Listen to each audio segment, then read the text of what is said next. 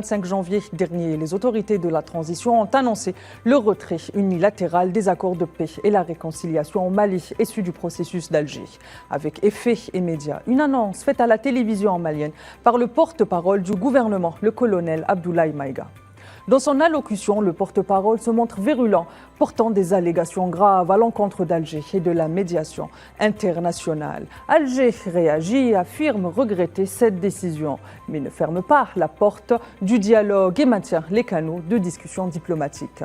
Dans le même moment, les commentateurs internationaux s'emparent de l'affaire, ce qui transforme une brouille diplomatique en une polémique incompréhensible, démontrant surtout que dans le contexte géopolitique mondial marqué par un regain de tensions globalisées, les intérêts des puissances sont encore une fois tributaires de la géopolitique du chaos. Madame, monsieur, rebonsoir, vous l'aurez compris, il s'agit pour nous ce soir d'apporter un éclairage à ce désengagement unilatéral qui jette un nouveau, ou qui risque de jeter un nouveau pavé dans la mare sahélienne.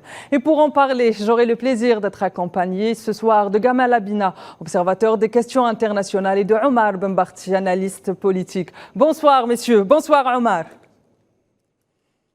Gamel, bonsoir à tous. Merci d'avoir accepté mon invitation. Bonsoir Gamel, merci d'avoir accepté mon invitation.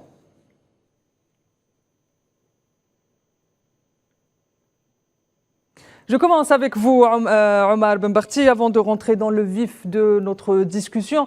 Et on reste fidèle à l'esprit de Cap sur l'Afrique. Il me semble que plusieurs points pédagogiques et historiques doivent être mis en place ce soir. D'abord, pouvez-vous nous replacer dans le contexte géopolitique et historique de la signature de ces accords, dits accords de paix d'Alger?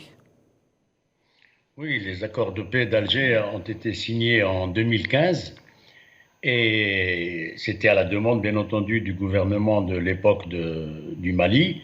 Et l'Algérie, comme pays voisin et comme pays stabilisateur, pays pivot de la région, a été sollicité, du fait de ses traditions de médiation, avait été sollicité pour essayer d'arranger la situation, les conflits qui existaient à l'intérieur de ce pays frère qui nous est très proche et qui est le Mali. Donc à partir de ce moment-là, l'Algérie est devenue le chef de file sous l'égide, bien entendu, des Nations Unies, sous l'égide de l'Union africaine, sous l'égide de beaucoup d'organismes internationaux qui avaient avalisé cet accord, ce qu'on appelait l'accord d'Alger, le processus d'Alger. Sous ces égides-là, l'Algérie s'est engagée et a pris sur elle de contribuer à essayer de faire en sorte que la stabilité, la paix, la réconciliation, le dialogue soient au cœur des démarches qui pouvaient être entreprises au niveau de ce grand pays qu'est le Mali. Sauf que maintenant, il y a à peine quelques semaines, quelques jours, le gouvernement actuel de transition, qui a été issu d'un coup d'État, a décidé de rejeter, de renier complètement ces accords. Et cela, bien entendu, sans pour autant que le chef de file, en l'occurrence l'Algérie, je dis bien chef de file, en l'occurrence l'Algérie, n'ait été avisé, ni qu'on l'ait écouté, ni qu'il y ait eu une quelconque concertation avec les autorités de ce pays, partant d'allégations tout à fait hostiles et assez belliqueuses de la part des représentants du ministre des Affaires étrangères Abdoulaye Diop, mais aussi du colonel Maïga. À partir de ce moment-là, l'Algérie, qui a manifesté une grande sagesse, n'a pas réagi de manière subreptice, elle a accepté le fait accompli, mais elle a remis les choses un petit peu en place en rappelant... Monsieur Benbarti, est-ce qu'on peut justement, là, avant de revenir à ce qui se passe actuellement, est-ce qu'on peut revenir justement au moment à l'état de l'État malien, au moment où ces accords ont été signés? Comment se trouvait le Mali? Dans quelle position était le Mali sur la scène géopolitique? Et vous faites très bien de rappeler que l'Algérie n'est que la chef de file de cette médiation internationale qui est sous l'égide des institutions continentales et internationales. Le Mali était en proie à l'époque, lorsque la décision a été lancée de la solliciter, l'Algérie. Le Mali était en proie à une véritable agression, si on peut appeler ce terme, on peut appeler les choses de cette manière-là, de la part de groupes qualifiés de terroristes, mais il y avait déjà sur place la présence des forces militaires françaises à travers la force Barkhane. Il y avait la MINUSMA, la mission des Nations Unies pour la stabilité, la paix et la paix au Mali, qui était forte de plusieurs milliers d'hommes, il y avait donc déjà une situation explosive qui a fait que l'Algérie a pris sur elle de convoquer pratiquement tous les responsables des organismes ou des associations ou des partis politiques, ou appelons-les comme on veut, les parties prenantes qui étaient en conflit dans ce pays à ce moment-là. Il y avait de gros problèmes avant même qu'il n'y ait le coup d'État. Et donc, l'Algérie a pris sur elle de faire appel à toutes ces personnes-là, puisque vous savez que le Mali est une entité assez complexe. Il y a des populations différentes, des Peuls, des Arabes, des Touaregs, des Bambara, etc. Donc, c'est un melting pot qui est difficile à gérer, mais il y avait des conflits latents qui avaient surgi dans ce pays et qui étaient pris en charge, malheureusement, par des ingérences étrangères à travers, en particulier, la présence de la soldatesque française, mais surtout, il y avait la présence des forces des Nations Unies.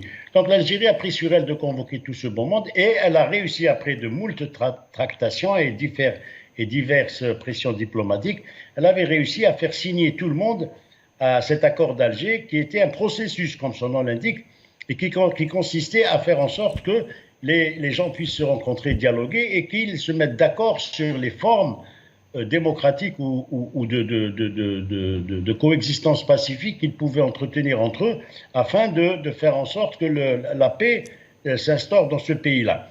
Je rappelle que ce pays était en proie à de nombreuses attaques terroristes qui, elles, on ne peut pas faire ici le générique de toutes ces attaques terroristes, mais lorsqu'il y a eu la destruction de la Libye, il y a eu un déferlement de groupes terroristes qu'on a appelés de différents noms et qui se sont rués sur le Niger et sur le Mali en particulier afin de procéder en utilisant bien entendu les conflits ethniques qui pouvaient exister ou bien les ressentiments qui existaient de part et d'autre. Il y a un problème actuellement, enfin depuis longtemps au Mali, entre les populations du Nord et les populations du Sud, avec d'autres populations bien entendu, mais ce problème-là, l'Algérie a essayé de le résoudre d'une façon telle que chacun puisse avoir son point de vue et que l'on respecte un petit peu les attitudes, les attentes des uns et des autres. Voilà à peu près la situation dans quel état elle était en 2015 lorsque le processus d'Alger a été co-signé. Et je rappelle qu'il a été signé aussi bien par les parties prenantes qui étaient en cause dans cette opération, les représentants des différentes factions, mais aussi par le gouvernement du Mali de l'époque. Et donc l'Algérie n'a fait que continuer et espérer de rabibocher un petit peu les uns avec les autres afin que le dialogue s'instaure et que la paix soit préservée. Parce que le risque, c'était l'éclatement de ce pays. Voilà à peu près les conditions dans lesquelles aujourd'hui le gouvernement malien, d'une manière tout à fait brutale, décide de renvoyer l'accord d'Alger sans pour autant qu'il prenne en considération le fait que celui-ci a été ratifié aussi bien par des organisations internationales. Et l'Algérie n'a pas décidé de sa propre initiative de se présenter comme médiateur ou comme chef de file de ces questions-là. Elle intervient comme pivot et comme pays ami et comme pays frère du Mali qui le soutient, qui essaye d'éviter. D'ailleurs, le président algérien avait déclaré d'une manière très solennelle et à très haute voix que l'Algérie ferait tout. Ramad, je me permets... opposé à la défense de l'intégrité du territoire malien.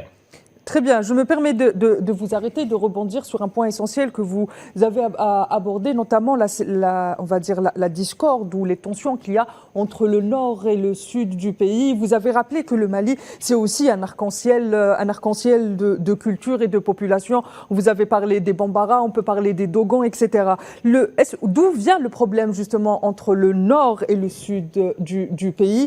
Et est-ce que ce n'est pas le fait qu'on peut dire que finalement c'est le développement qui fait défaut dans cette région, qui est une région enclavée, je rappelle? C'est à moi que oui, mais c'est à vous que je pose la question, hein, Oui, non, le problème du développement, il n'est pas propre au Mali. Le problème du développement, il est propre à tous les pays ex-colonies de la France.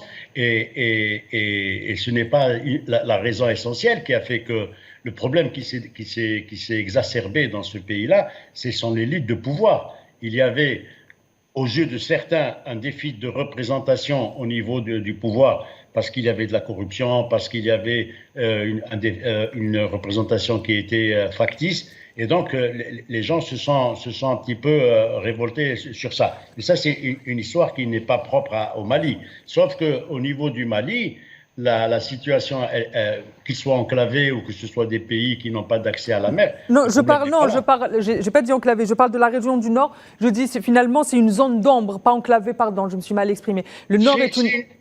Oui, c'est une zone d'ombre, mais c'est une zone d'ombre parce qu'on a voulu en faire une zone d'ombre. Le pouvoir central qui est à Bamako, si vous avez une carte sous les yeux, la capitale du Mali se trouve tout à fait au sud et la région du Nord, tout le Nord est une zone relativement, comme vous dites, enclavée peut-être, mais elle n'est pas si enclavée que ça parce qu'elle a vécu pendant des siècles avec les échanges qui ont toujours fonctionné entre les populations touareg d'Algérie, du Niger, de Libye, etc. Donc il y a un trafic... Même des empires ont été bâtis au Sahel. On peut parler de l'empire du Mali, qui a été quand même un empire qui a marqué le Sahel, pour dire qu'elle n'est pas enclavée, mais aujourd'hui c'est une zone d'ombre. Et est-ce qu'on ne peut pas aujourd'hui lier la question de la sécurité au développement de façon directe ? Je ne sais pas si la question de la sécurité est liée. Il y a eu une tentative de déstabilisation de ce pays et de partition, il faut le dire aussi honnêtement, avec les mouvements qui se prétendaient de l'Azawad et qui voulaient développer la région nord du Mali et en faire un État autonome, avec le soutien, bien entendu, de certaines puissances étrangères et de certains intérêts bien compris. À partir de ce moment-là, il est évident que le pouvoir central qui était à Bamako ne pouvait que s'opposer à ce genre de velléité ou de désir de vouloir casser le Mali. Il y a eu ce projet, c'est un vieux projet. Rappelez-vous, Alain Juppé, il y a déjà longtemps, il avait évoqué aussi la question de créer un État au nord du Mali qui s'appellerait l'Azawad ou autre chose. Mais toujours est-il que c'est une histoire qui est ancienne, sauf qu'elle a été exacerbée, elle a été reprise en main. Et l'Algérie a été très claire là-dessus. Elle a dit il est hors de question que l'on touche à l'intégrité du territoire. De ce point de vue-là, je ne crois pas que le Mali puisse reprocher quoi que ce soit à son pays voisin qui est l'Algérie. Rappelons que nous avons 1200 km de frontières avec eux ou un peu plus et que ce n'est pas... Mais le trafic qui existait entre les populations du nord du Mali et les populations du sud de l'Algérie ou de l'est au Niger, c'est un trafic qui est ancien, qui est classique, qui est naturel, j'allais dire presque. Mais toujours est-il que depuis l'implosion de la Libye, il y a eu un déferlement de terrorisme qui s'est développé dans ces zones-là, et le Sahel est devenu un enjeu stratégique, bien entendu, avec les puissances occidentales et autres, qui ont intérêt à vouloir maintenant s'y maintenir. Parce qu'il faut dire aussi une chose, c'est qu'il y a des richesses phénoménales dans cette zone-là. Très bien. Je viens vers vous, Gamel Abina, qu'on vient de nous l'expliquer ou d'apporter un éclairage. Omar Ben Barti, c'est donc dans un Mali en proie à l'explosion, mais aussi en plein d'interventions étrangères pour argument de maintenir la paix dans le nord du Mali, que ces accords ont été mis en place. Mais j'aimerais bien qu'on revienne à la période entre 2011 à 2015. Dans quelle situation géopolitique était le Mali à cette période ou bien avant ? Gamel Abina, je m'adresse à vous. Est-ce que vous avez entendu ma question ou je la répète ? Non, vous la répétez, je n'ai pas entendu au début. Très bien. Est-ce que vous pouvez nous replacer dans le contexte géopolitique et intérieur dans lequel se trouvait le Mali avant les accords d'Alger, c'est-à-dire à peu près 1 an, 2 ans après l'opération Serval, qui s'est transformée en opération Barkhane ? Voilà, c'est un pays qui a eu des gros problèmes parce qu'il y a eu, ça a été dit par Omar Ben Barti, une implosion de la Libye, donc des groupes djihadistes qui se sont disséminés, des armes qui ont été largement répandues avec différentes organisations comme le GSPC qui s'est muté, avec différentes internationales terroristes pour faire simple. Il se trouve qu'il y a plusieurs organisations qui existaient déjà dans le Sahel. On sait qu'il y a Boko Haram par exemple qui a posé problème et d'autres. Et on sait aussi que ce qui crée ce clivage, ce qui crée cette tension, c'est simplement parce que le Mali, comme beaucoup de pays sahéliens, a une côte très riche, exploitée, verte, verdoyante, avec des fleuves, et que le nord est aride, très pauvre, avec même pas 10% des richesses créées dans le nord, du moins exploitées, et avec une répartition effectivement du revenu national qui est très déséquilibrée entre le nord et le sud. Il y a ce premier aspect, il y a l'autre aspect, c'est la question, ça a été évoqué, de l'Azawad, donc, et toute cette espèce d'atmosphère un peu explosive a fait que les groupes dits djihadistes ou salafistes, ou simplement qu'on va appeler terroristes qui se revendiquent de l'islam, et ça a créé une tension qui a quasiment fait faire imploser l'État malien. Donc quand les Français, sous l'opération au départ, ça s'appelait pas c'était pas Berkane le démarrage, c'était d'abord l'opération Serval, effectivement voulue par François Hollande. Quand ils interviennent au Mali, c'est sous l'appel du dirigeant malien, bon, élu, bien élu, mal élu, on rentre pas là-dedans, mais d'un dirigeant qui appelle la France au secours. Ça n'a pas été forcément la meilleure idée qu'a eu ce dirigeant, parce que ça donne le sentiment, finalement, que le Mali est sous la tutelle de l'armée française. Entre-temps, il y a 8 ans d'opérations qui sont maintenues sur place, qui donnent des résultats plus ou moins bons, avec une perte quand même de territoire et de régions quasiment entières. Et puis récemment, avec le départ des Français sur la demande des nouvelles autorités maliennes, il y a une force qui est mise en place. Et donc on a un Mali qui, entre 2013 et 2015-2016, était très instabilisé. Une volonté algérienne qui est appelée à la rescousse d'ailleurs, parce que la diplomatie algérienne est connue pour cela, de vouloir trouver un terrain d'entente entre les différentes factions du Nord, séparatistes, et de l'État central, donc trouver un terrain d'entente pour éviter effectivement un conflit qui dure. On sait ce que ça donne, les conflits qui durent, c'est la Somalie, une implosion du territoire. Et donc à ce moment-là, on a un appel de l'Algérie qui a une expertise, qui a déjà obtenu une solution, d'ailleurs des résultats très intéressants. On se rappelle entre l'Iran et l'Irak en 1975, on se souvient d'un conflit qui n'arrêtait pas de durer entre l'Érythrée et l'Éthiopie, ça a été la paix finalement, la paix des braves, on peut l'appeler comme ça. Et lorsque les Maliens trouvent l'Algérie, ils trouvent un partenaire, un ami. On partage 1300 km de frontières, donc un ami non seulement en termes politiques, puisque l'Algérie a été aidée par le Mali pour la révolution, économique, puisqu'il y a des relations économiques qui se développent de plus en plus et qui sont appelées à se développer, et puis surtout des relations stratégiques, à savoir que l'Algérie ne peut pas avoir des pays à ses frontières instabilisés et demande une garantie, et c'est très important de le rappeler, de ce qu'on appelle l'intangibilité des frontières, à savoir que les frontières post-coloniales restent les frontières des pays définis, sinon on rentre dans des conflits armés qui n'en finissent plus, et c'est une des raisons pour lesquelles l'Algérie, pour garantir la sécurité à la fois de l'Algérie bien évidemment, mais des pays sahéliens, s'est proposé effectivement dans la négociation à proposer des solutions qui ont été au départ acceptées et qui aujourd'hui, semble-t-il, sont mal vues. Mais en vérité, c'est des solutions de paix sans la guerre. Alors que là, aujourd'hui, apparemment, le Mali, qui est bien équipé par la Russie, pense qu'il va avoir des résultats par la guerre sans négocier. Ce qui est dommage d'ailleurs, parce que finalement, ça reste des frères, quoi qu'il en soit. Très bien. Madame, monsieur, on se retrouve tout de suite après cette courte page publicitaire.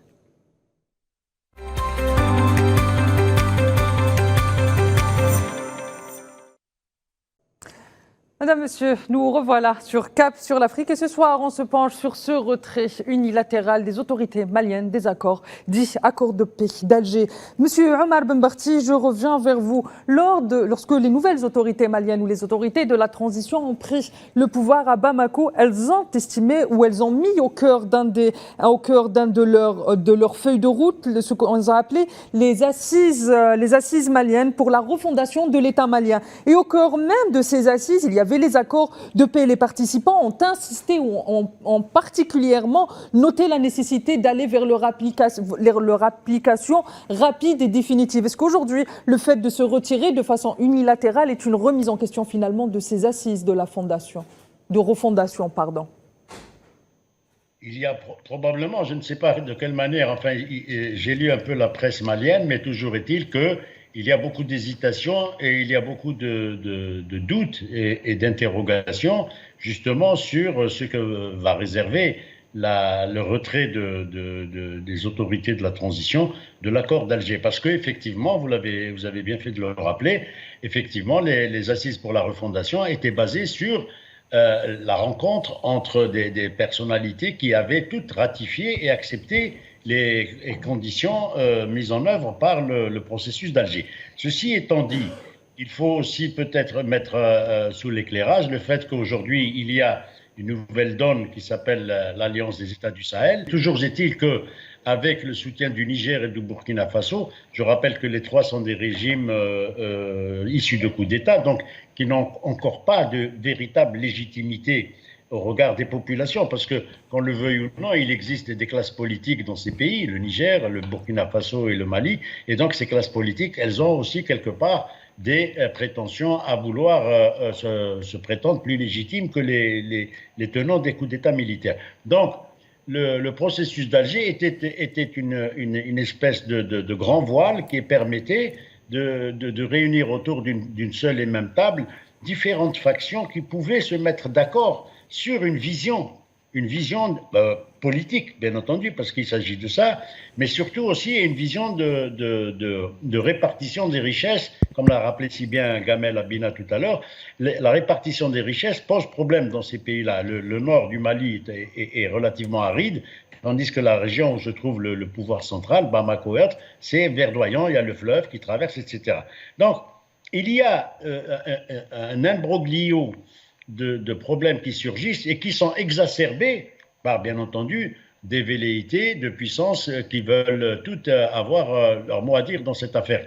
Sauf que il est évident que ce qui n'est pas recherché par un pays comme l'Algérie, c'est la partition, parce que la remise en cause du principe de ce qu'évoquait Gamel tout à l'heure, l'intangibilité des frontières héritées de la colonisation, c'est un principe fondateur de l'Union africaine. À partir de ce moment-là, s'il y a des velléités de créer des partitions de certains pays, on n'est pas sorti des guerres fratricides et des guerres permanentes.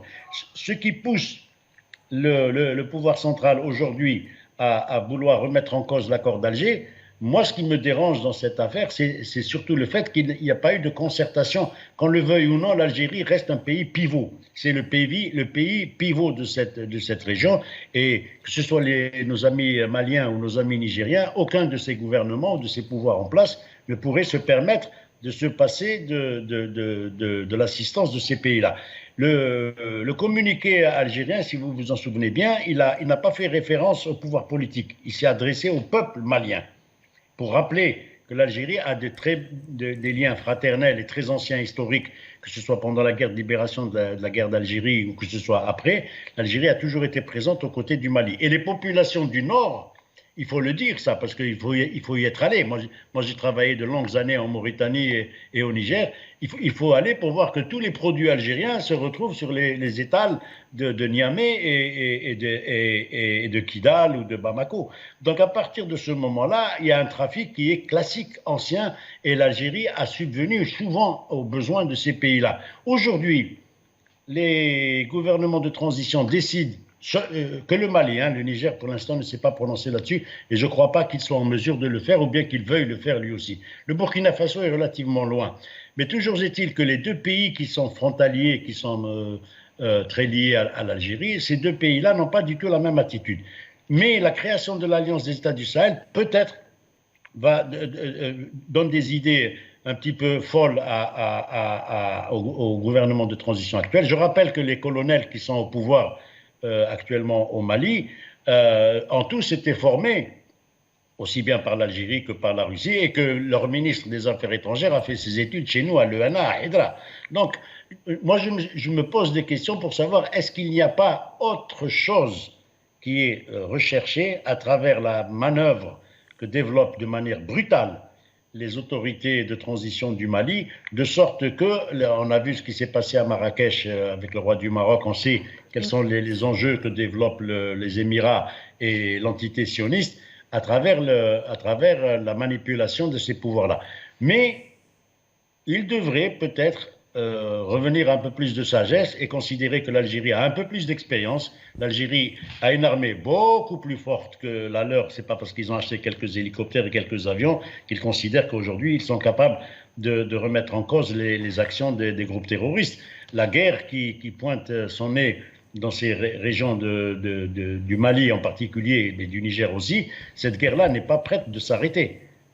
Je rappelle tout de même que Alger est loin d'être dans une attitude hostile et laisse les canaux de la discussion et les canaux diplomatiques ouverts. Et elle a insisté sur ça et vous l'avez dit vous-même, M. Benbarti. Je viens vers vous, Gamel Abina. On le sait et là aussi, Omar Benbarti a fait un rappel historique intéressant en disant que depuis longtemps, depuis les années 90, depuis l'histoire des décolonisations, la naissance même de l'Union africaine, l'Algérie est investie pour un Sahel uni et surtout de paix. Mais aujourd'hui, les autorités maliennes ou les nouvelles autorités de la transition se sont retirées de façon brutale, mais elles parlent d'un dialogue intermalien sans donner plus de précision. Que signifie ce dialogue intermalien et est-ce qu'il est surtout possible de se le retirer d'une médiation internationale de façon unilatérale ? Je ne sais pas s'il est possible de se retirer de façon unilatérale d'une médiation. Ce qui est certain, c'est que le dialogue intermalien, c'était la négociation des accords d'Alger, que l'Algérie, il faut le rappeler, c'est important, lorsque les Français, par exemple, avaient envisagé, en laissant certains pays africains de la CEDEAO vouloir intervenir au Niger, ils s'y sont opposés. Les Algériens sont pour l'intégrité territoriale des pays et leur indépendance. Donc ils étaient clairs.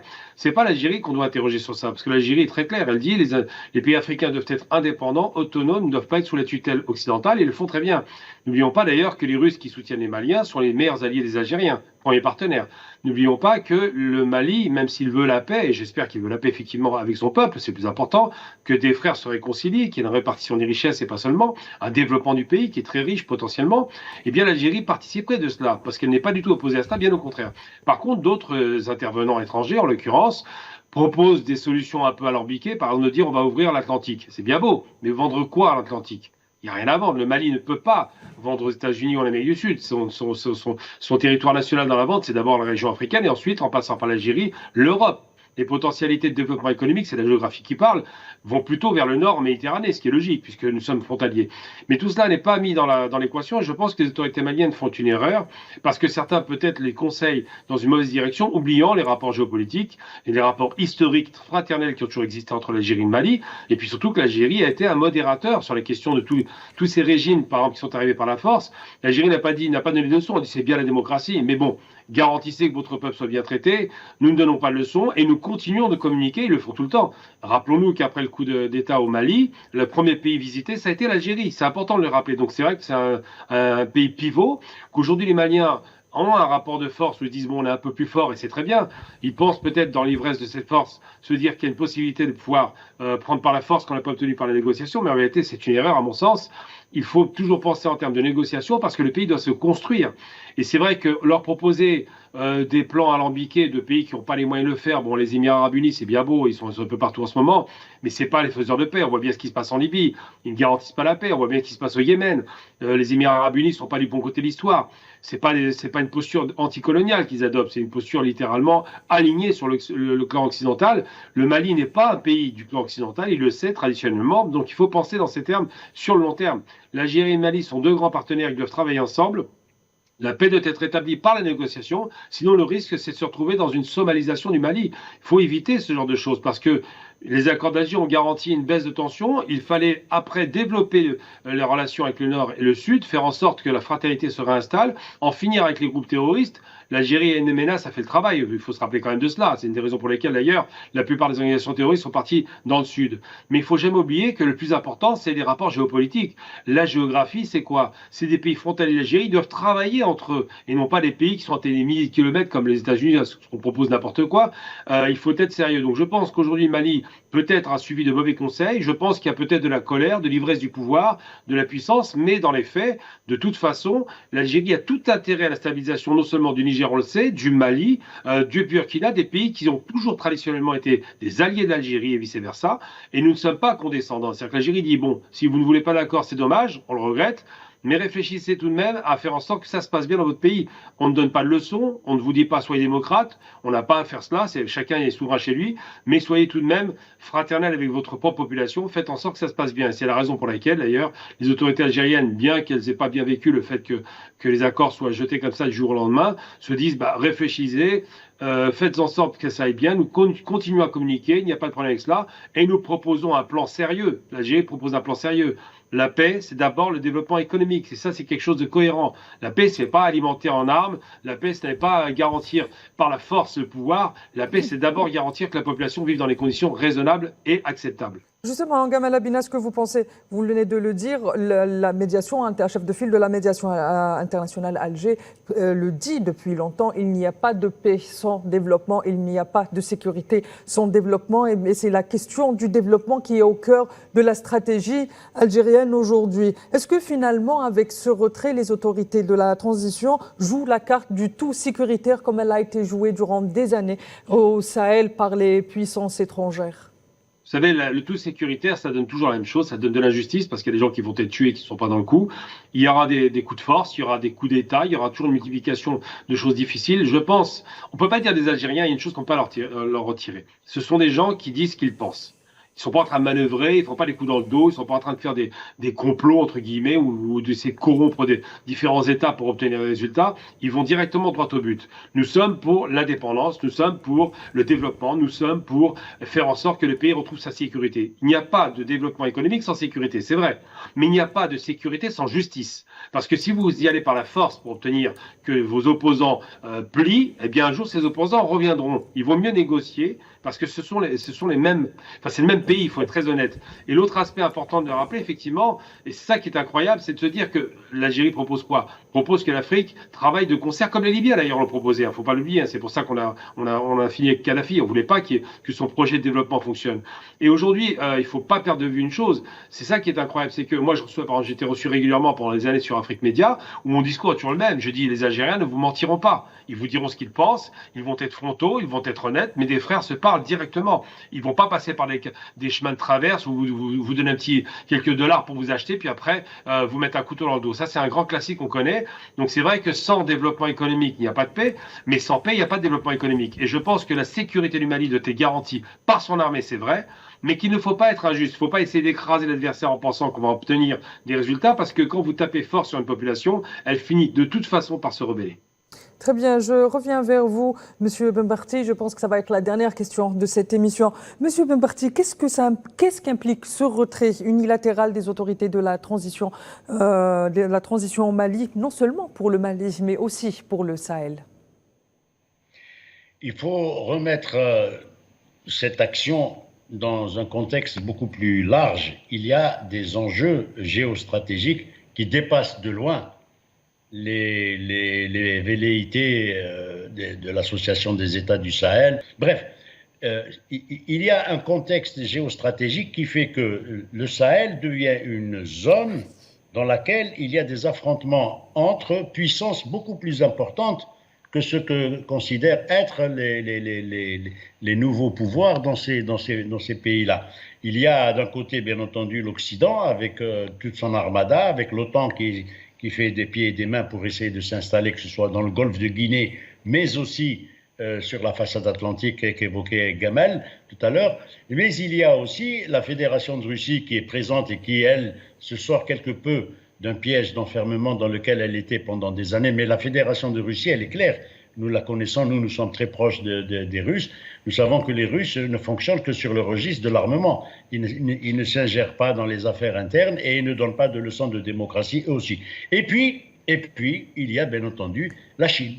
La Chine a essayé de développer à travers son pôle économique, sa puissance économique, des points de chute, que ce soit en Mauritanie, que ce soit en Tunisie, que ce soit en Égypte, que ce soit aussi dans les pays du Sahel. Donc, c'est les enjeux qui sont à l'œuvre à l'heure actuelle dans ces zones-là. L'Algérie, elle les connaît et elle les observe avec beaucoup de prudence parce qu'elle sait qu'il y a des forces qui sont beaucoup plus importantes et qui se développent à l'intérieur de ces pays-là. S'arranger avec le Mali, tôt ou tard, ça finira par s'arranger parce que les Maliens, s'ils sont un peu intelligents, ils ont tout intérêt à faire en sorte que les choses se passent bien, aussi bien avec l'Algérie qu'avec le Niger, qu'avec le Burkina, qu'avec la Mauritanie. Et ce n'est pas les tribulations de Boarita, du Maroc et des Émirats qui leur disent vous avez un accès à l'océan Atlantique. Gamel a bien développé ça tout à l'heure. C'est vraiment du pipeau. À partir de ce moment-là, il va falloir qu'eux-mêmes prennent conscience, et je pense qu'ils en ont pris conscience. Mais il y a une euphorie, tout à l'heure on a évoqué Afrique Média, une euphorie panafricaniste. Il y a beaucoup de gens qui n'étaient pas panafricains il y a quelque temps et qui le deviennent comme ça, comme par hasard, comme Alain Foka, etc. Et qui deviennent des panafricanistes et qui aujourd'hui considèrent que ça y est, ils oublient une chose. Eux, ils sont encore sous la domination du franc CFA et l'Algérie, elle a développé sa propre monnaie juste à l'indépendance. Très bien, en 1962. Très bien. Donc ça, c'est déjà, quand on n'a pas de souveraineté sur sa monnaie, on n'a aucune souveraineté économique. Très bien, monsieur Benbarti, c'est la fin du temps qui nous est imparti. Messieurs, merci de m'avoir accompagné tout au long de cette émission. Quant à vous, très chers téléspectateurs, je vous donne rendez-vous la semaine prochaine pour une nouvelle question africaine. Et d'ici là, prenez soin de vous.